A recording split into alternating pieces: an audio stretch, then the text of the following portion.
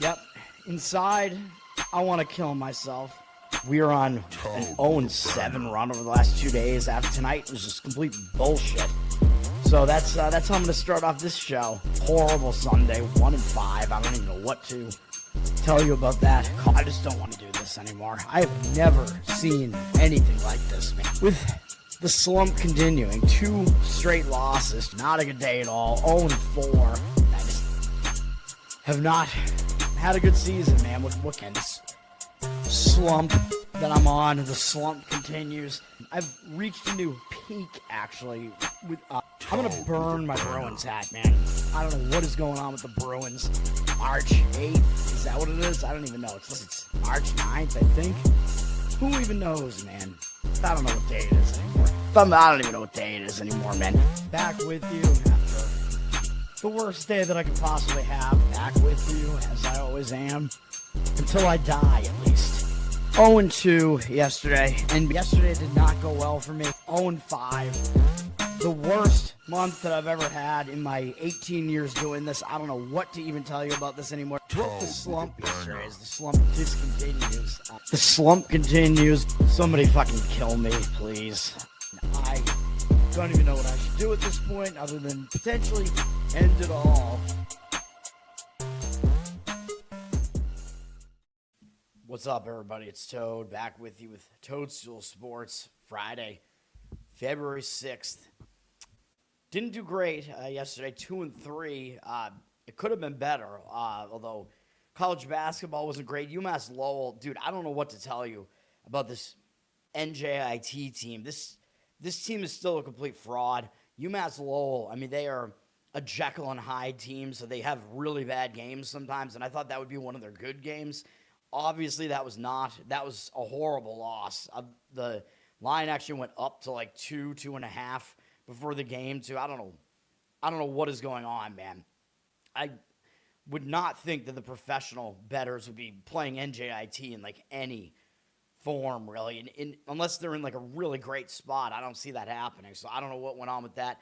Cal State Bakersfield did get us the cover there. I think it was actually a wire-to-wire cover, even though it got really close near the end. I'm pretty sure they were within that number the whole time. They were winning the game outright fairly deep into the first half, and then they had a pretty bad second half.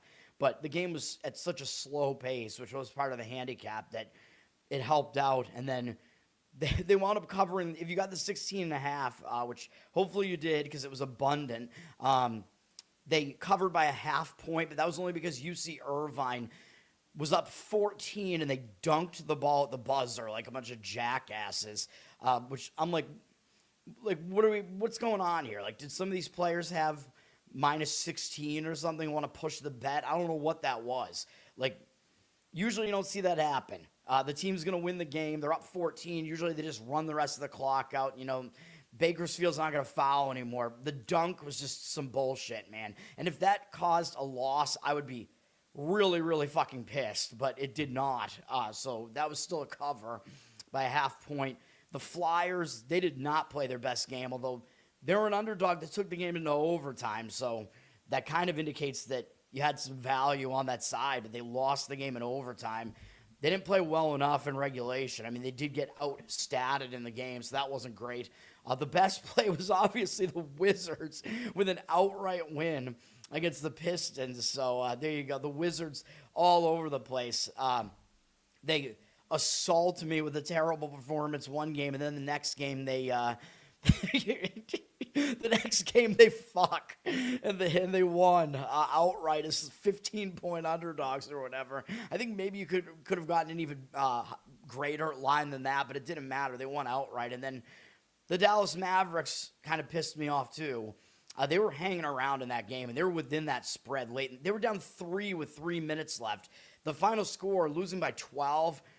I don't even know what happened at the end of that game for the Spurs to score that many points at the end if Dallas was just continuously fouling or something. I don't know what happened because they were within 3 with 3 minutes left, and I'm like, all right, Dallas is going to take this thing to the wire, maybe send this into overtime, which at +7, I'd be okay. I'd be okay with the overtime. They're probably going to cover it if it does that. No. They give up whatever it was, like 9 unanswered points right at the end. I don't know what that was. That was some bullshit. We're going to move on to today. Today's a very small board. There's some college basketball. A lot of it's Missouri Valley, which at least it's a pretty competitive conference, so that's some decent action there. And then the NBA board is actually not that big. I'm going to give out one play tonight. It's in the NBA. And then I'm going to give out an extra Super Bowl prop that I like as well, actually, because I don't know. It was something that I just wasn't even thinking about. And then I think I don't know. I forget. I saw one of the handicappers that I follow mention this, and I'm like, yeah, that makes a lot of sense, actually. So I'm going to do that. Dirty Sock, what's up? Kyle, what's up? Good morning, everyone. Tyson, what's up? All right. College basketball, let's go. Very small college basketball board makes my life easier, although I have to handicap the Saturday board probably in the middle of the day because, like I said, I'm going to try to do the show tonight, but I'm going to Opeth tonight, so it's not going to be like an insane crowd show or anything. It's a theater show, but still, I'm going to be out probably until, I don't know, after midnight, so I don't know how I'm going to do this. I have to handicap the board in the middle of the day, and then the lines won't be out yet, so I have to figure out, I don't know, I got stuff to do. I got to figure out, like, I'm going to give myself, like, a short list of the situations I like, and then when the lines start coming out, I got to take a look at them again, I guess, and be like, all right, I want to make these the plays, and then go from there. I don't know. I got to figure out how I'm going to do it. We'll see. It'll be easier to do it with hockey not going on because there's usually a huge Saturday in hockey, but it'll just be basketball. So, all right. College basketball, there's one Atlantic 10 game on CBS Sports at 6 p.m. Loyola Chicago at Davidson. Loyola Chicago finally got another win against a really bad LaSalle team, but Loyola Chicago's really bad too.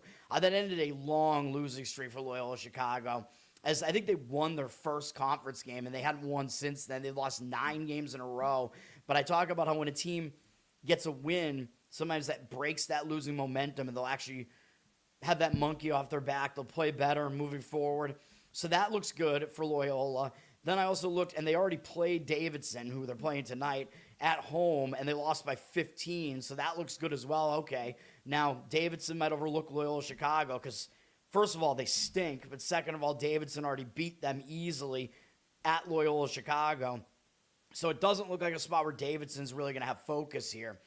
So, yes, I am going to lean to Loyola Chicago here, but I do have some problems with it. Now, Loyola Chicago, they play St. Louis next. I don't really see them looking ahead. Like, I don't really think they're going to look past anybody at this point because they're terrible. So I think that's somewhat out of the equation. For Davidson, yes, I do think they might overlook them. And Davidson did just play St. Louis. And that was a game that was close for a while, although in the final minutes, it wasn't exactly that close. They wound up losing by 9. Robbie Avila, I'm pretty sure, missed 2 free throws at the end of that game, so maybe he was not feeling great. I don't know.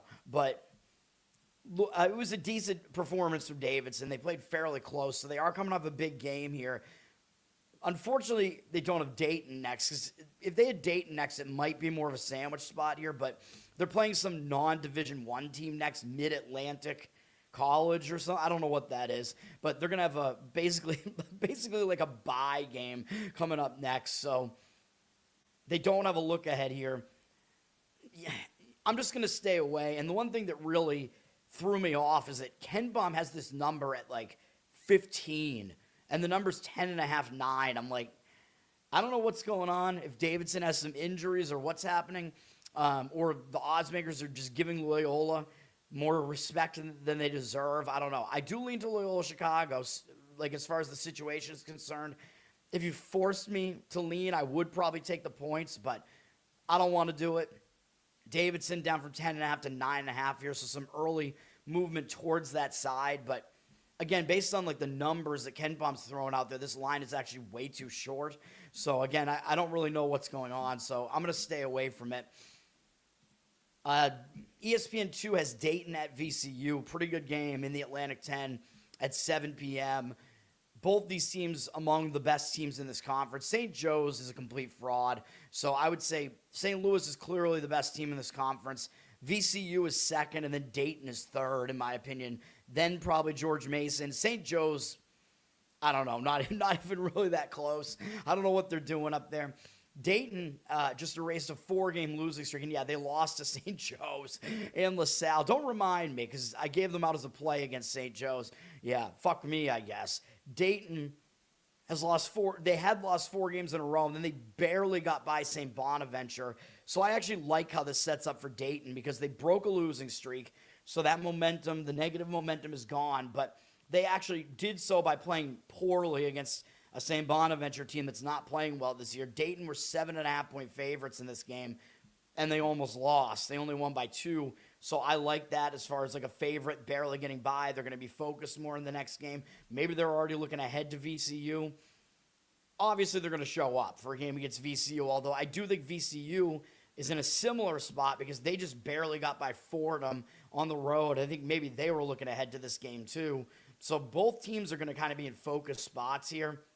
So I'll stay away, but a lot of times when it is a more focused spot, a lot of times the better team, which is VCU, will have the upper hand. They're up from a 6.5-point favorite to a 7-point favorite with juice here. If the public's going to play this game, because there aren't that many TV games, they might notice, oh, well, these teams have similar records. Maybe think the 7.5 is a little bit too high. I don't know. It's hard for me to gauge what the public's going to do with this game. I'll probably lean to laying the points with VCU. I probably would not disagree with an under in this game. I was correct about that Cincinnati game going under yesterday, but neither team even got to 60 in that game. Maybe I should start playing totals. VCU, they actually play a bit on the faster side again, even though Shaka Smart's not there anymore. So that kind of, I don't know, that would worry me a little bit, although Dayton is a very good defensive team. They don't play as fast. So I don't know. To me, it just seems like it's going to be kind of a battle. So I was kind of thinking under. Totals at 149, but I guess I don't really have a strong opinion on that because neither team is a particularly slow-paced team. And VCU actually is a bit better offensively, than defensively. We have a pretty ugly game in the Ivy League. Usually the Ivy has more games on Friday. It's only probably the worst team in the Ivy against definitely the best, Brown at Yale. Brown will likely show up at least. Yale already beat them at Brown by 17, so Yale may potentially overlook Brown for that reason. Brown's lost 4 games in a row. They're not a great team, but they'll probably at least show up for a game against the powerhouse of the Ivy. Yale, though, they're coming off a pretty bad loss to Harvard. I know Harvard might be the second best team in the Ivy. There's Robbie Avila there. But there's still a huge gap between Yale and Harvard, even if Harvard is the second best team in the Ivy. Yale were 11.5-point favorites in this game at home against Harvard, and they lost the game outright. So Yale might bounce back from that, man. They might be a little bit angry about that. A lot of times when you have that big favorite that plays badly and they lose, a lot of times they show up with focus in the next game. So I could see arguments for both sides in this game. Yale did also lose a 4-game win streak, so sometimes losing a win streak will hang you over a little bit, and maybe they treated that Harvard game like a bigger game because it is Harvard-Yale. I mean, it's a very old football rivalry.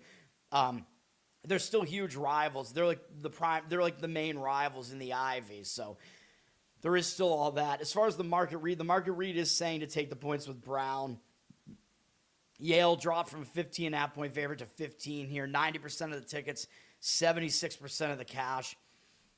Low total at 140, so I guess I won't really disagree with taking the points with Brown. That's pretty much what the market is saying, but that is a game that does not really interest me at all.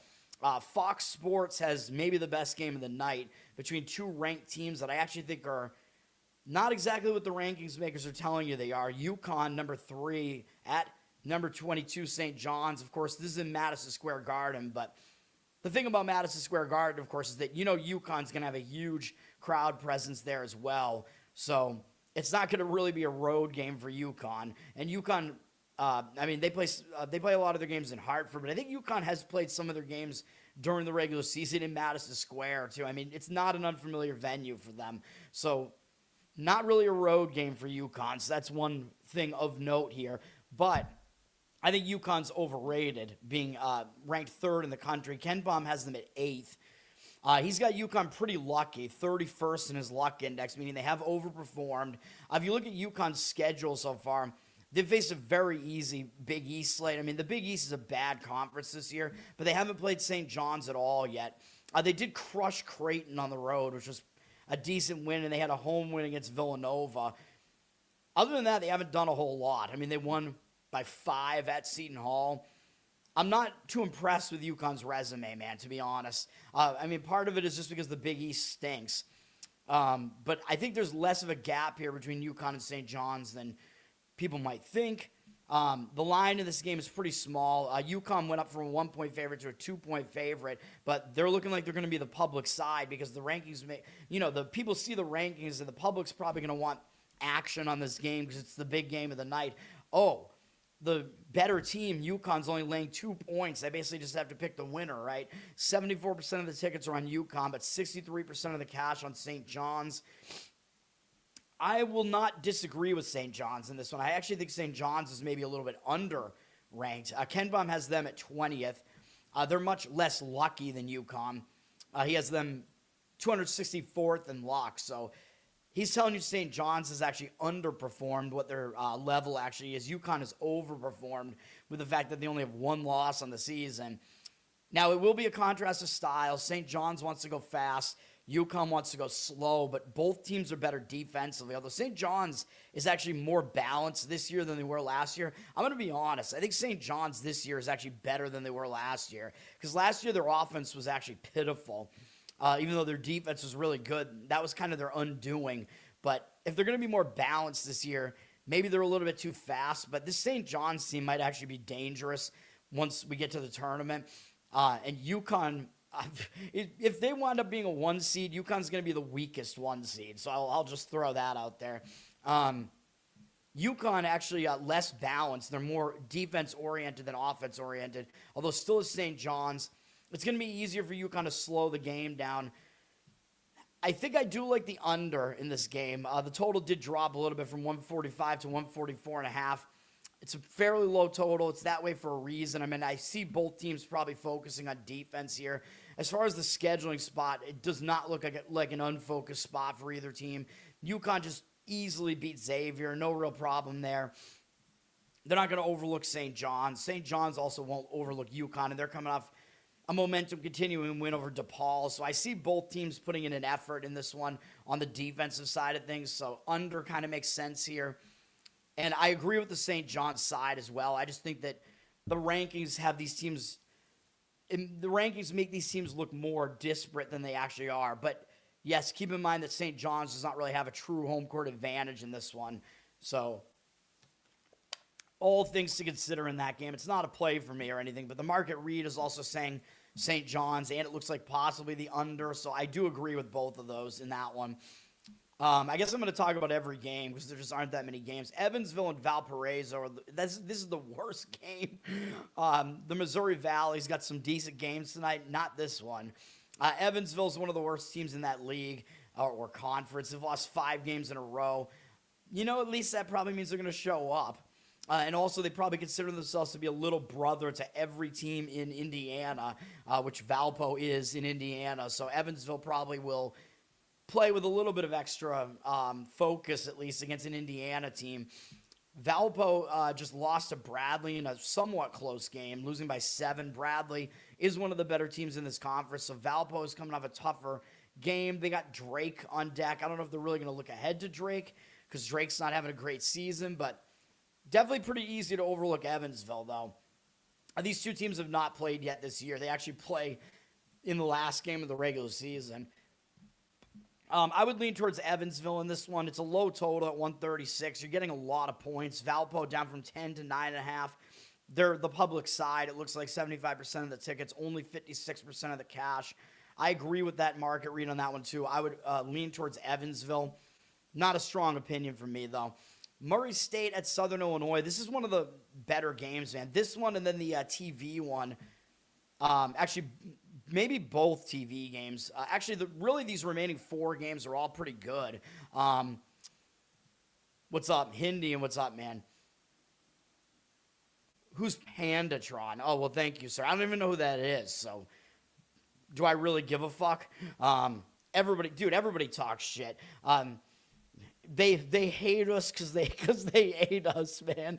They hate us because they ain't us.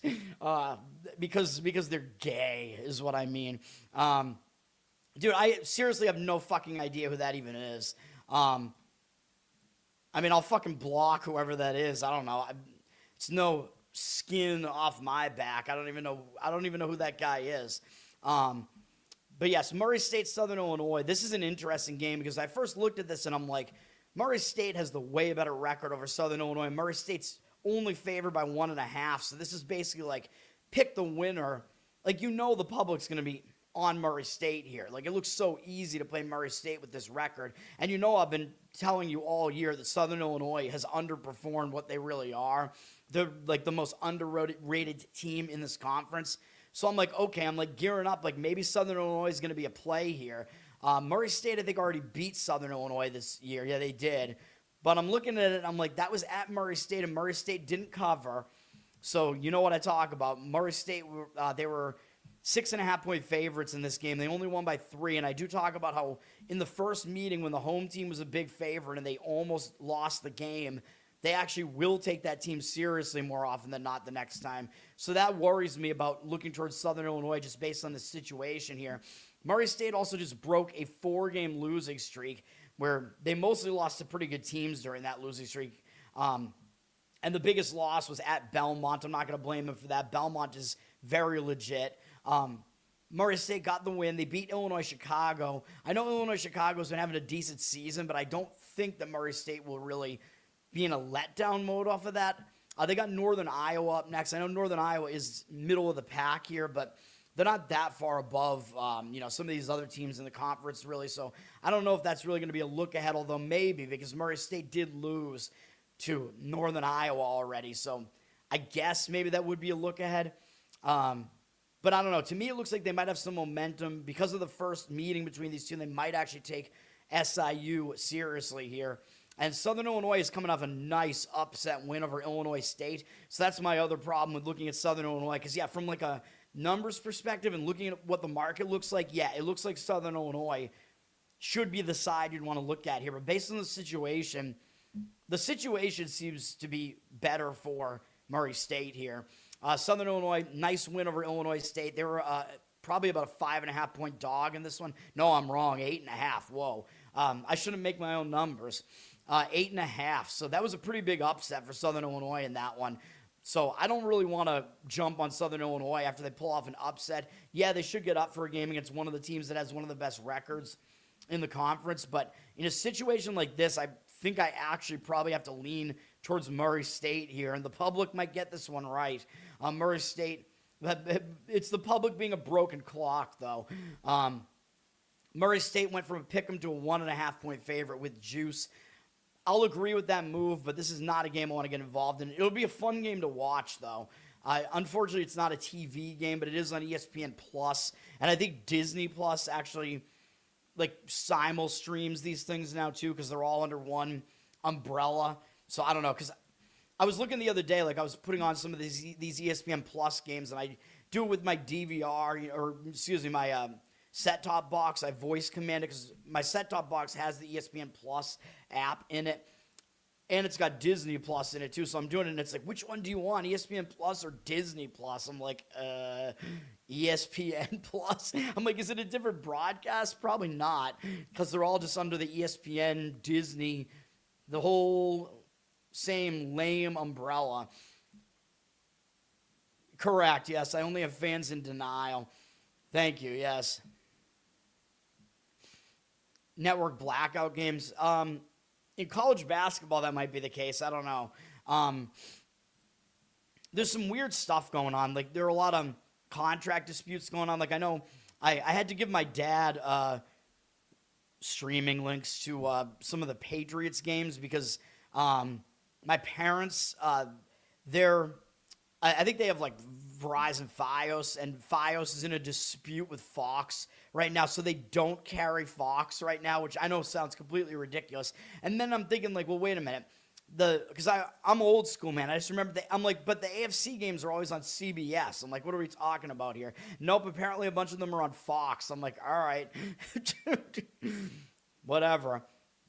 But then my dad is always, Mr. Rule Abider. I'm like, I don't know. Like, I was like talking to my mom about it, and I'm like, here's the link, and she's like, all right, like, just don't tell him, that it's like that it's, one of those like, bad links. I'm like, all right. I think she told him eventually though, and he was still watching it because it's like, which one of my dad's like mental things is going to win out? Like the fact that he needs to abide by stupid rules, or the fact that he needs to watch the Patriots. I think his need to watch the Patriots won out. It's all pretty gay. K with an H. I have Disney Plus.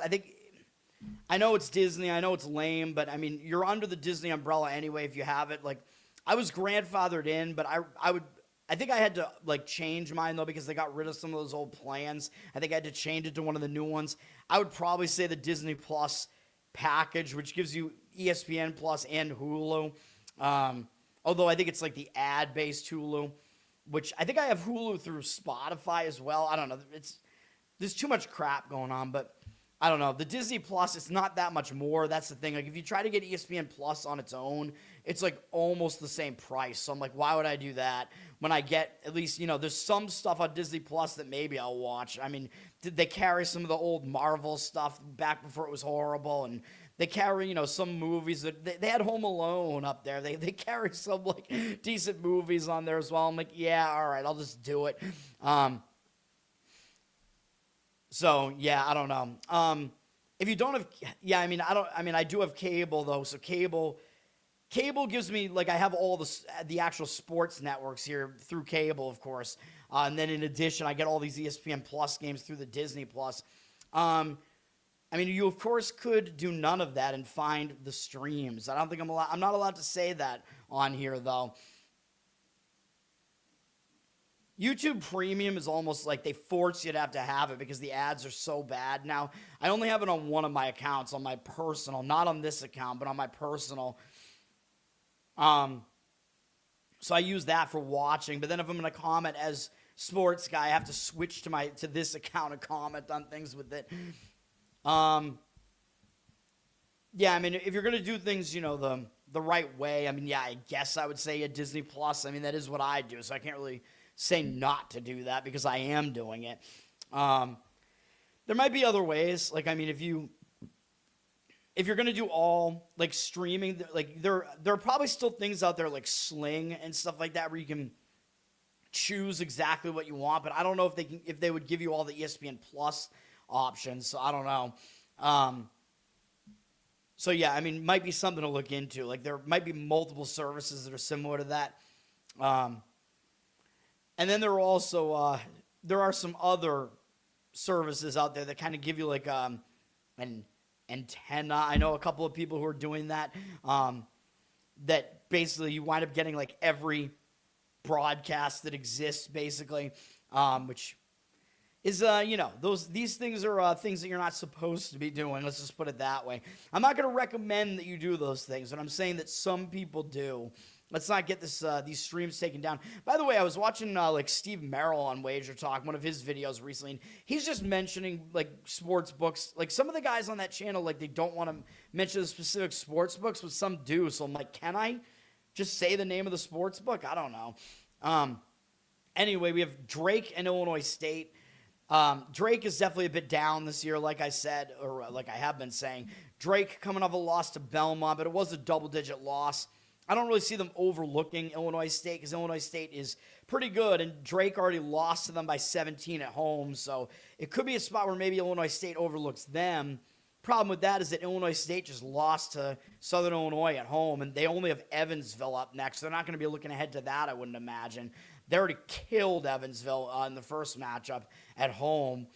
So Illinois State might show up here because they're coming off kind of an ugly loss to Southern Illinois. And by the way, you can explain why that happened because they had just played Belmont and Murray State on the road and upset Murray State on the road. I think that was an upset. So there was kind of a letdown component there to Illinois State.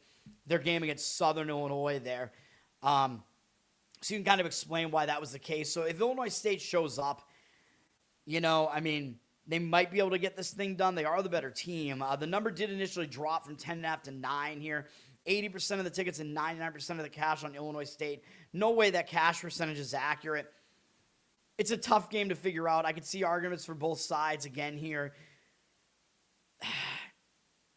I guess I would still lean to Drake in the avenging road dog angle here with that initial line move. But, yeah, it's not a game that I'd be interested in. I'm being selective, of course. Yes, the champions, yes. We are the champions.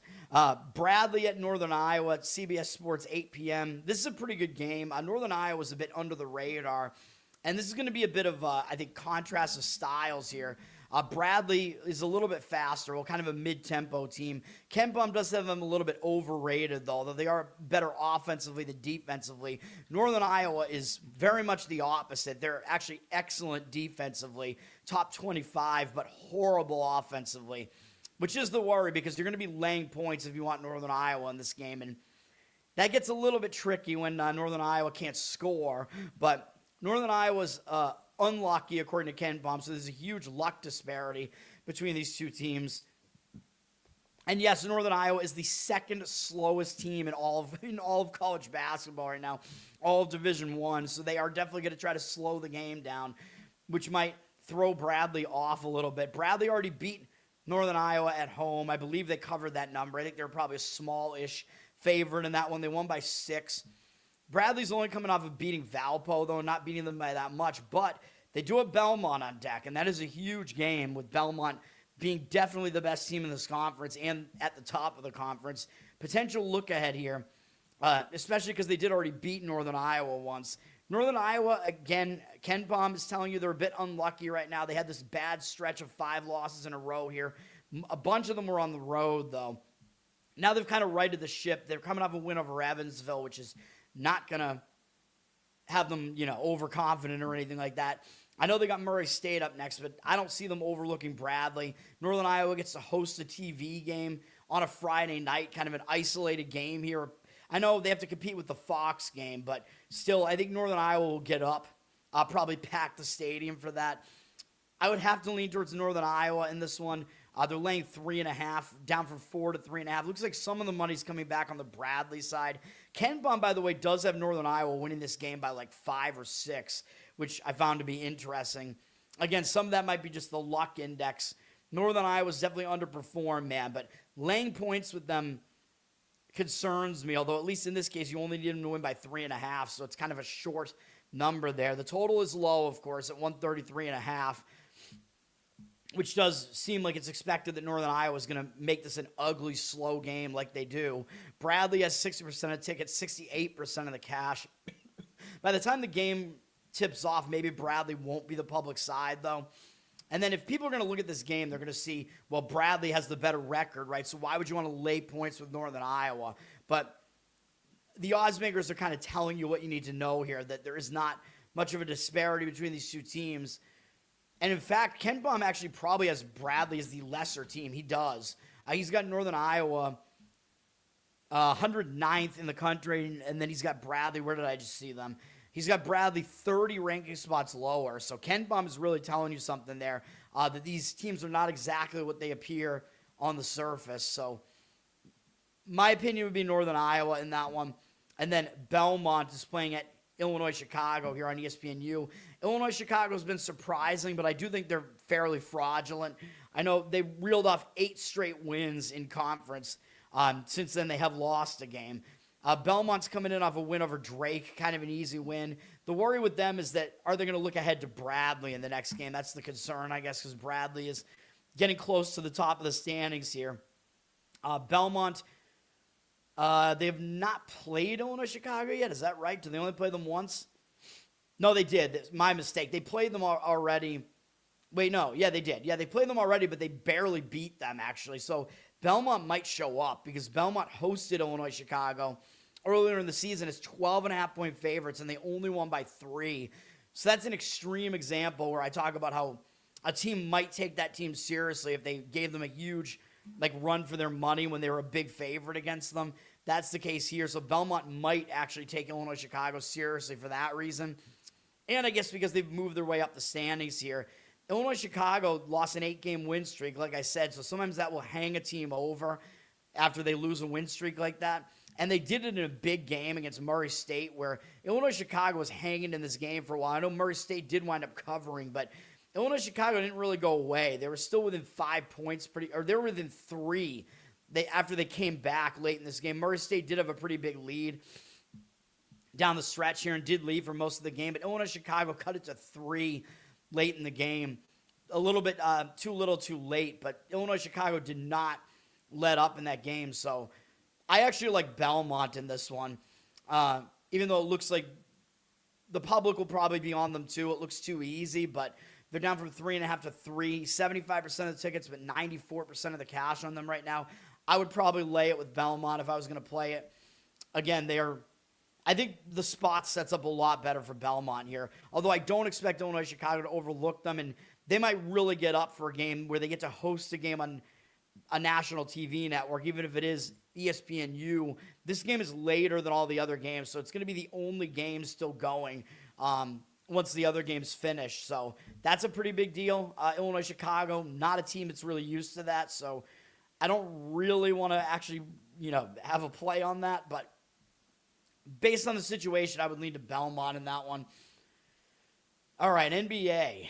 Feels weird not having hockey, but that is what's going on. And I know the women's hockey already started in the Olympics. I don't pay attention to the Olympics, man. So I know the men's hockey might be interesting. It's the only thing that might be slightly interesting to me. Although, I don't know. I mean, curling is kind of a sport where it's it's interesting if you play it, but it's like it's like the golf of the North, basically. It's interesting playing it, but watching it is not interesting, really. I don't know. All right, and some of the other ones, I mean, I kind of like the biathlon, just because it's so weird, and it involves shooting. So there is that. I don't know. There are a few other sports that are all right in the winter. Winter Olympics is better than summer, I'll tell you that. Although summer has basketball, man. All right. NBA. Miami at Boston here. My Boston Celtics. This is going to be my best bet. Let's do it. And yes, unfortunately, I'm going to be fading my Boston Celtics here and taking the points with Miami. I don't know if we can get a better number on this. The number dropped from 7.5 to 6 on the Celtics. I don't exactly know what caused that line move. I know the Celtics did just trade Simons away, but of course he wasn't there for the Houston game either. 66% of tickets, 77% of the cash on the Celtics. I don't agree with that cash percentage. This spot really jumps out to me as a Miami spot here. Miami's coming off an ugly home loss to the Atlanta Hawks. Hawks, very mediocre team. Now Miami has a couple of days off to recollect themselves, which I think is good. Having days off when you just lost by double digits at home is not a bad thing. And it's also not a bad thing to go on the road after you've faced a loss like that. They're going up to Boston. They got 2 games on the road here. And, of course, Boston and Washington, obviously the game that's going to have their focus is the Boston Celtics. I think we're going to get a good effort out of Miami in this one. I know Miami is dealing with some injuries. I think Hero is still out. He is. So we'll see how they deal with that. But he's been out for a lot of the season. So no change between their last game and this game.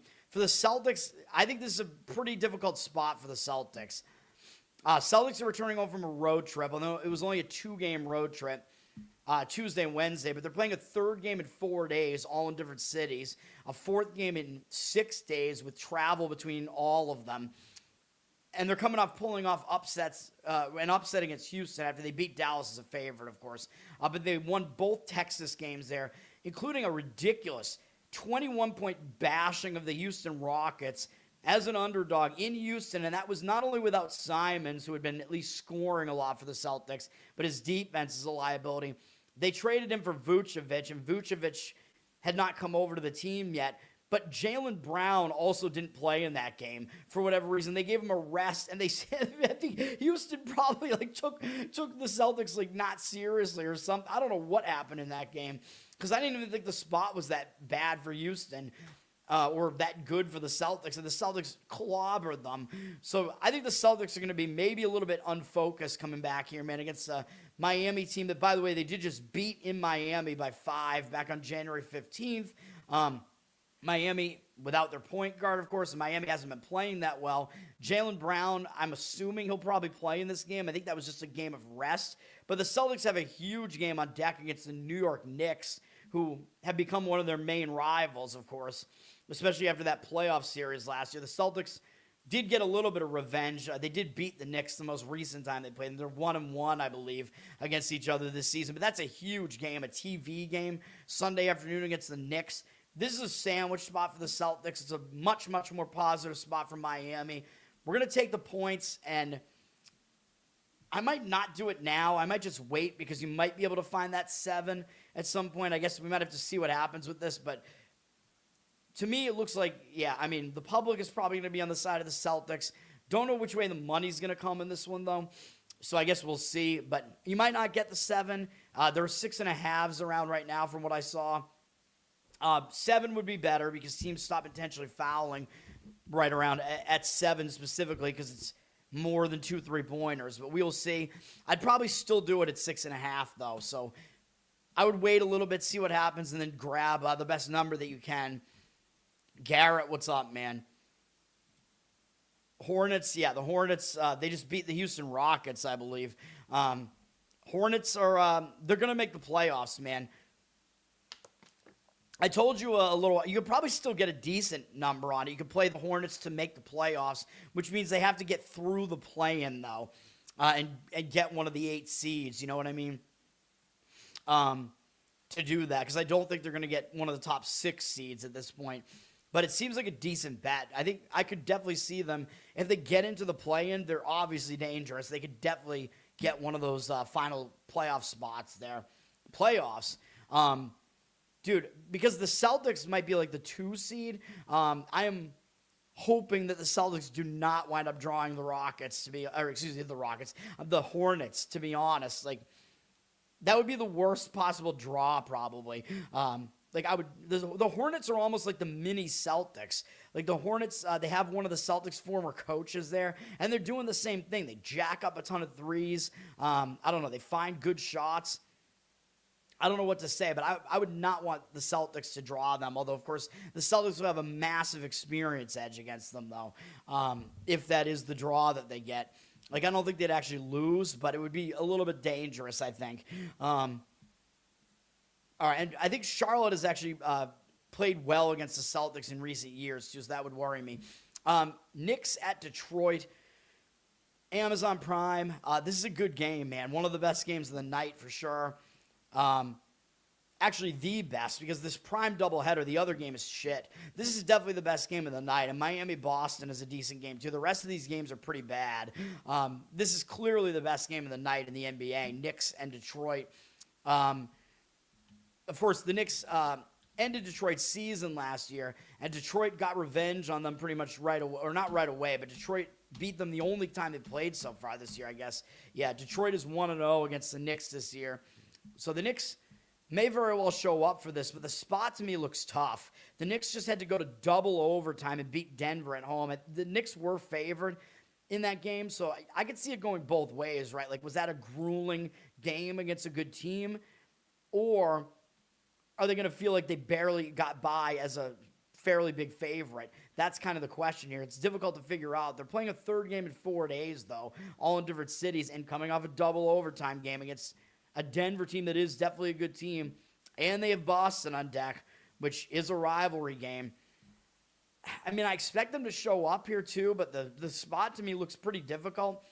Whereas for Detroit, you know they're going to be in an angry mood, a bounce-back mood. They're staying at home. I know they're on a back-to-back, but part of the reason why I faded them yesterday with Washington was because they had this Knicks game on deck, and they had Denver the game before that. So, it was a bad spot for Detroit yesterday. They're at least staying at home here, even though they are playing on the back-to-back. They got blown out, or not blown out, but they lost as a huge favorite to Washington, so I expect them to bounce back here. I lean Detroit in this game. The money seems like it agrees after the Knicks flip from a 2-point dog to a 1-point favorite. Odds makers are telling you the Knicks are the better team, though, so that does worry me. Because if the public gets involved here, you might think, well, they're going to jump on Detroit for the most part, because why wouldn't you? Right? Like, Detroit has the better record, and they're an underdog at home. Odds makers are telling you the Knicks are the better team, but at this spot, I prefer Detroit. And the Knicks are also really bad on the road, 11-12, after they unfortunately beat the Wizards and beat me in their most recent road game. But still, that's not an impressive win, beating the Wizards. Knicks are still below 500 on the road. Detroit has been excellent at home at 20-6. And you're just picking the winner here. And I think the spot is a lot better for Detroit. I would have to lean to Detroit here. 59% of the cash on Detroit as well. So, yeah, I agree with Detroit in that game. You're on Detroit. You're biased. I think it is the right side. $31 for a ticket for what? For nosebleeds in this in the Knicks Pistons game? Let me see. Yeah. You're probably going to be way up in the balcony, but yeah, I mean, you could probably get a ticket, yeah. And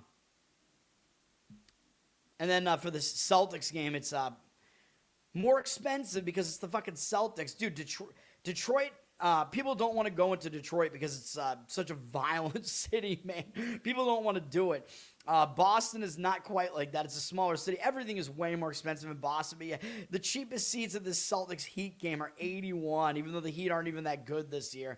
One concern, by the way, is the Celtics are definitely good at home at 16-8. Miami hasn't been good on the road at 11-15, but we're only asking Miami to cover here.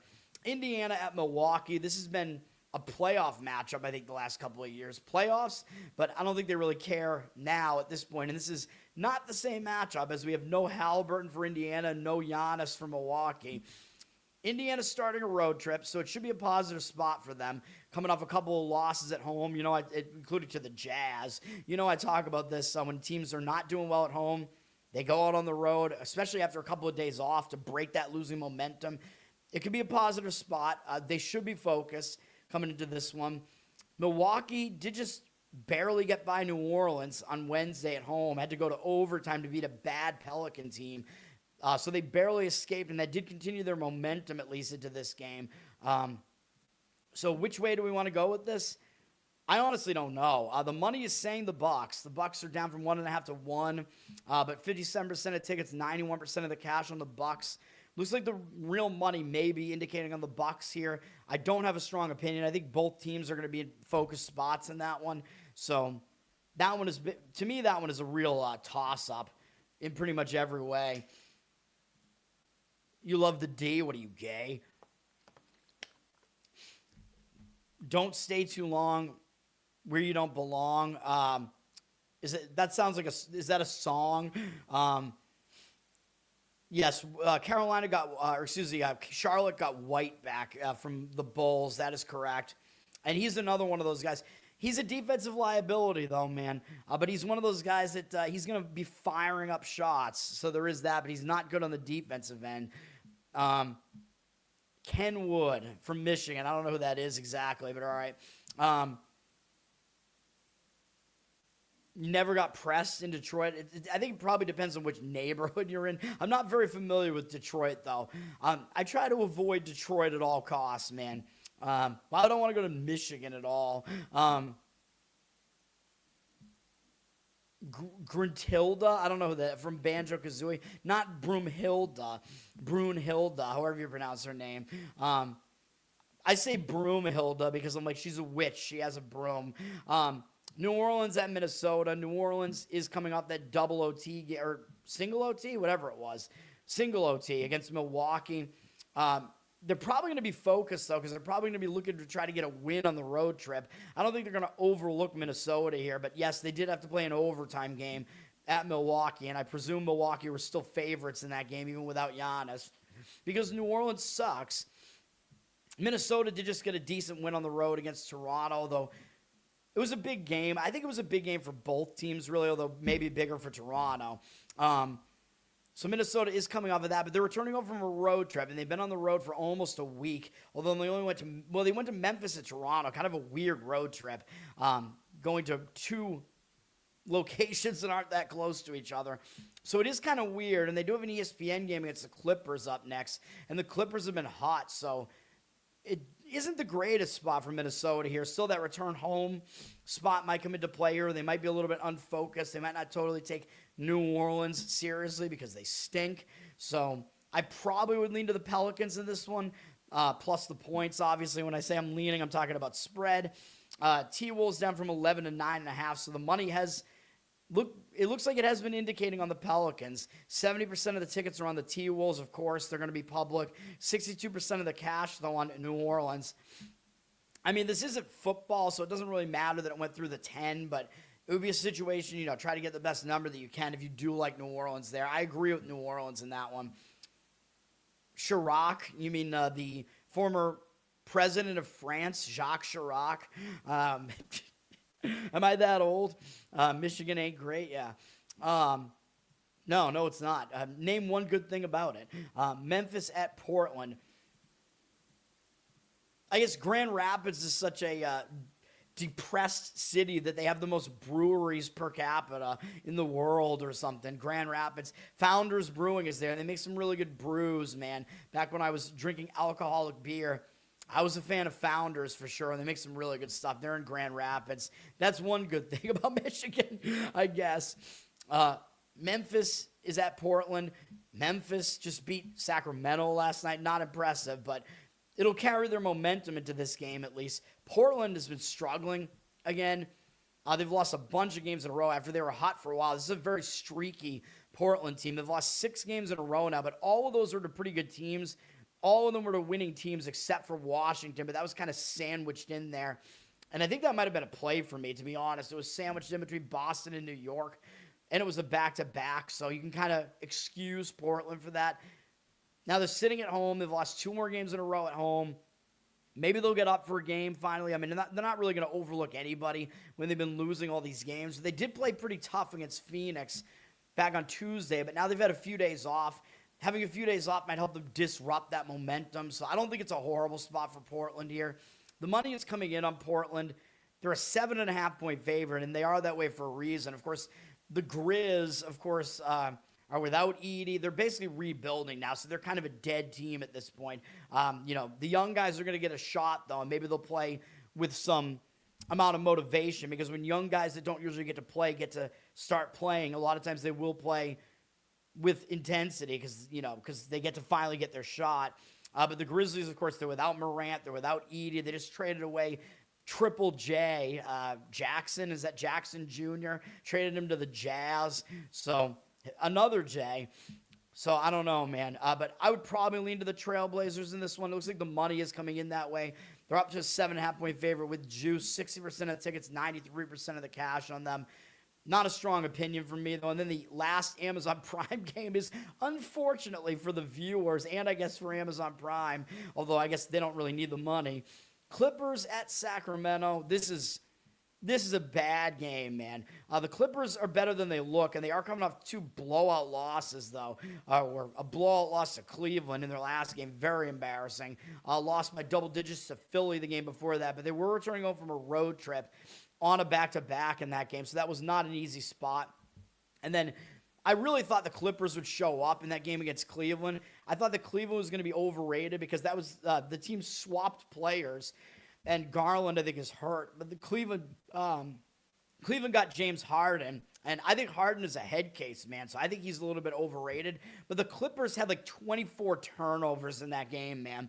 And that's why they lost that game. Unbelievable amount of turnovers from the Clippers in that game. I don't know what happened in that game. They were just totally unfocused.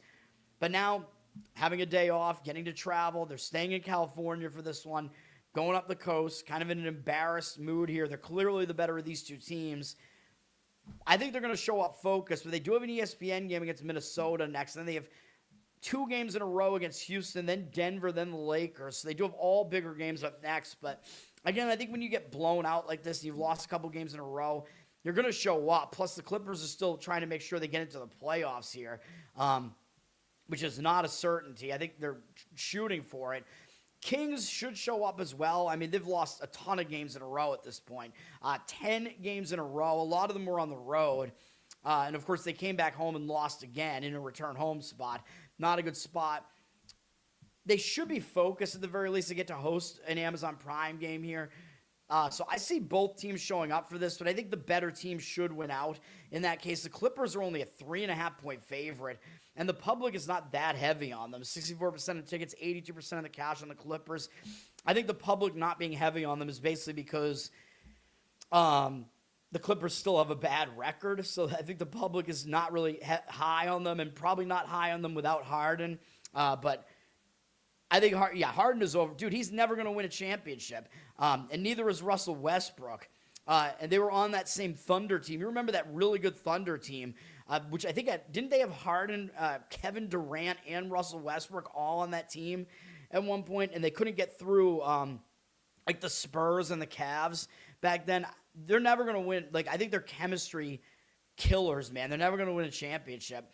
So, Harden, I've also been hearing that Harden, Cleveland is like preparing for Harden because I guess he's going to be hitting up the strip clubs there. I guess that's a thing that he's known for.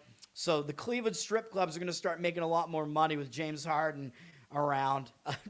Harden's going to go broke if he keeps doing that, man. These NBA players, they don't know how to budget their money, even if they are rich for the time being. I'm not saying he's a bad player, obviously not. I remember watching him in college, too. I was like, yeah, this guy's obviously going to be good in the NBA when he was on Arizona State, but I think he's a head case, man. That's the problem. He has all these games where he doesn't play for personal issues. I don't know, man. But I would have to lean to the Clippers in this one. Of course, they don't have Harden anymore, which might be not that much of a negative. But, it worries me that it looks too easy to lay 3.5 against a horrible Kings team, but I think the better team should win out in that one. And that's going to do it, man. The one play that I have today is, well, I'm going to give you an extra play, but the one play that I have is Miami, the Heat plus the points against my Celtics. Now, before I get out of here, I'm going to give you an extra play in the Super Bowl. I'm going to give you an additional player prop here. Because, again, I hadn't thought about this, and I heard people talking about it. We're going to do this. We're going to go with Drake Maye over 19.5 completions, which seems like a pretty low number, but if you look at what he's done in the playoffs, he has not hit this in any of the playoff games. But I'm gonna not worry about that as much here. It's at -120. I know you can probably get a pick'em price at 20, and then if he hits 20, it'll push. I could see going either way with that. Maybe you should go over 20, pick'em. I'll put it in the description which one I want, but I think this is a good move, actually, because I think we're actually maybe getting a little bit of value on it now. Let's find Drake Maye here for a minute. We're going to look at his game log here for a minute. I got a few things to show you on this one. So before I get out of here, yes, let's look at Drake Maye here.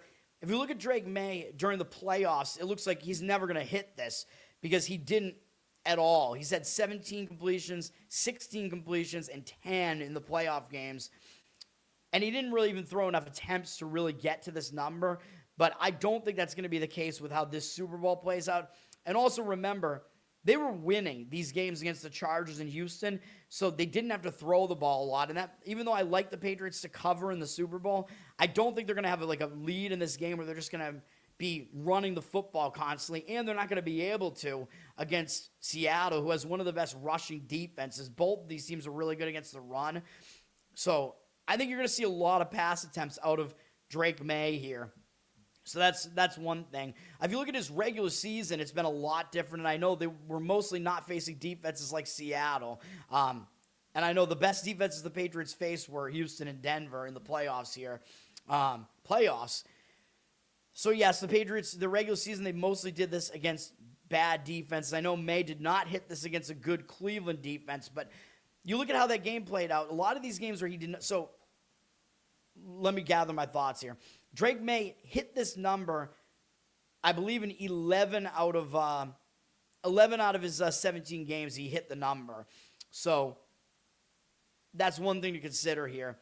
So, he had fewer than that in, let's see, 1, 2, 3,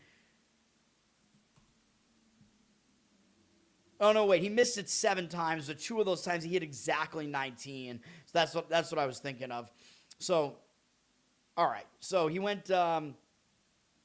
I guess he went 10-7 then to this number during the regular season. So that's still pretty good. He was hitting it more often than he wasn't. But if you look at the games where he didn't hit it, there were games where they were way ahead for the most part. Like he had 14 against Carolina. He only threw 17 passes because the game was a blowout. So they didn't need to do anything. Against New Orleans, believe it or not, has a strong defense. So I don't know. In that game, they were winning the whole game as well. So they just didn't really need to air it out much. Against Cleveland, they're a really good defense, and they were blowing Cleveland out. So they didn't need to do it in that game either. And then, he did have some stinkers in there, sure, for sure. And then he actually was really not good in that Buffalo game, that most recent Buffalo game. So, yeah, there is a chance that this doesn't happen. But if you look at how this game is going to play out, Seattle gives up a ton of receptions, dude. Seattle has given up the 5th most pass attempts. So, because teams can't really run on Seattle, they throw the ball a lot.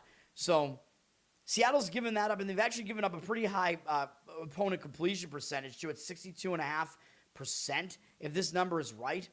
I don't know if it is, though. The Dolphins allowing 72% seems completely insane. Actually, the Seahawks are in the bottom third of percentages. Maybe StatMuse is fucking this up. I don't know, because sometimes they do. But the Seahawks, I'm pretty sure this number is accurate. The Seahawks have allowed the 5th most pass attempts this year. And they don't allow a lot of yards, but we don't need yards in this one. We just need completions. That's the thing. The Seahawks force opponents to throw a lot of short passes. They force them into the short passing game, and that's what we want for a prop like this. So let me see. And then we also have I wanted to see the opponent's completions here. Let me just, most receptions. Here it is. Opponent completions. Seattle has allowed the 10th most completions in the NFL as well to opposing quarterbacks. So, so they've allowed the 6th most attempts and the 10th most completions. So the way that they play defense does bear that out that way. And I showed you guys when I talked about the Holani prop on the other side as far as running backs getting receptions. Seattle and the Patriots both give up a lot of completions to running backs, so Seattle gives up the most. So the Patriots might be dumping it off to running backs a lot here. And I know I talked about Ramondre Stevenson, but I would actually not be surprised if they use Henderson more in this game, because you don't know what they're really going to do, man. And they might do something surprising, and maybe Henderson will get involved more in this game, even though he is a rookie, and I know they trust Stevenson more because he's more experienced. But you might see Henderson take some of Stevenson's workload, so that would be the other reason why I don't really love the Stevenson props as much. And because the Patriots have always kind of done this. Under Belichick, the Patriots were a real mystery as far as what they were going to do with the running backs, it wreaked havoc on fantasy owners. I never wanted a Patriot running back because you never knew how they were going to use them. So we'll see.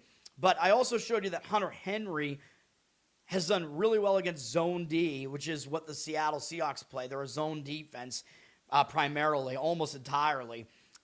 And I showed you that Seattle also gives up a lot of completions to tight ends. So Seattle gives up a lot of completions to tight ends and to running backs, and those are the high percentage completions, man. And I think the Patriots are going to be focusing on getting Drake Maye high completion, high percentage passing attempts in this one. So that's what I'm expecting. A lot of short throws.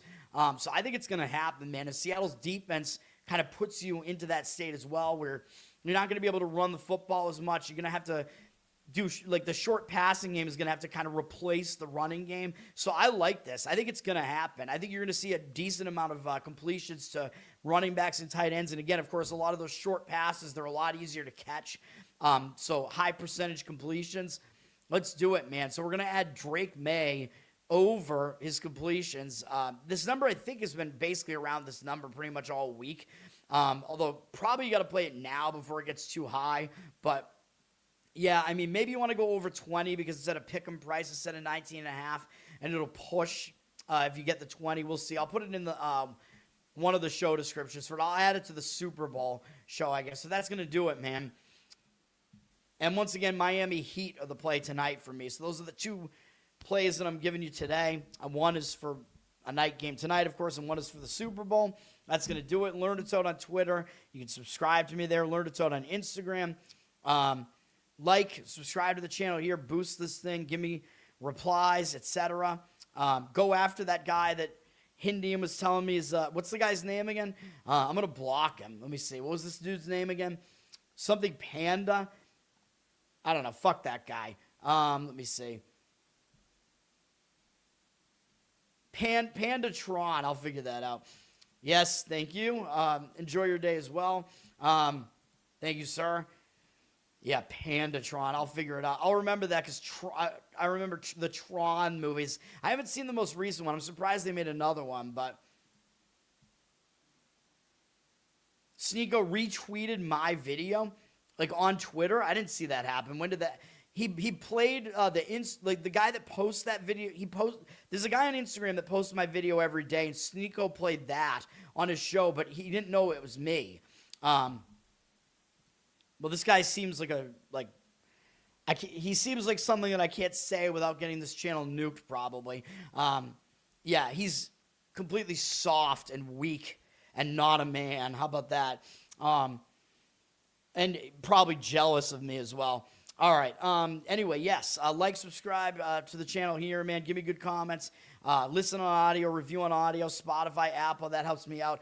Patreon.com if you want to support me. I know I haven't been up with the Uke stuff recently. I'll post a Green Day cover just in honor of them. Maybe I'll get one done today in honor of them playing the Super Bowl. I do like kind of a slow, like beach jam version of Longview. Maybe I'll just do that, even though they're probably not even going to play it. But that's an actual good Green Day song. Unlike, the crap that they've been putting out for the last, several years or whatever. Though there were a couple of songs on their most recent album that actually are not that bad, though. Dilemma is good, but some of the other songs on that album are just so bad. Anyway. And I got to see them play Dilemma live, at that show where they played Dookie and American Idiot in full. They did play some of their new stuff as well and a few of their other songs. But whatever. Crazy. They played for like 3 hours at that show. That was a crazy show at Fenway Park, kid. All right. And I think were the Hives one of the openers there? No, the Hives, I think, opened for Foo Fighters. I forget who the other bands. It might have been Smashing Pumpkins. I don't know. I forget who the other bands were on that Green Day ticket. There was one other pretty well-known band on the billing, though. It might have been the Pumpkins. I actually love Smashing Pumpkins, man. Very, very unique sound. I like Billy Corgan. People call him a conspiracy theorist, but I think he has some. He's on the right track with some of his thoughts, and he's a fellow bald man. And that was another, group that I grew up with listening to. And they haven't gone totally off the rails into political propaganda. So, although their new music isn't exactly great, and they're trying to do rock operas with not much success, but not like Green Day's political rock opera, which was more successful, but was also lame. The American Idiot, which was fun to see live, though. Anyway, what was I saying? I don't even know what I was saying. Patreon.com/LearnToToad. I'm fucking up my plugs. I'm turning into Austin Picard, man. 5-minute plugs, 15-minute plugs. You get the bonus Uke stuff there. And then Loser Cast, of course, every Tuesday night. You can check that out, too. Peace, everybody, for now. And I'll figure out what I'm going to do. I don't know if I'm going to be back tonight after I get back from this Opeth show or not, but we'll see. To do the college basketball. But I am definitely going to handicap. I have to handicap the board during the day today, so there's going to be a lot of games. We'll figure it out. I posted an updated bracketology last night, so I think I'm going to do the bracketology update shows on Mondays for the most part. I'll do a final one at some point shortly before the bracket gets announced. Try to do that, but the final one, there's no time for it, so I'm just going to put it out probably on Twitter right before it gets released while I'm watching the selection show and eating Burger King, as I usually do. And then I forget what else. Oh, yeah. I posted the update from last night on Twitter, so you can check that out, too. That's going to do it. Peace for now, everybody.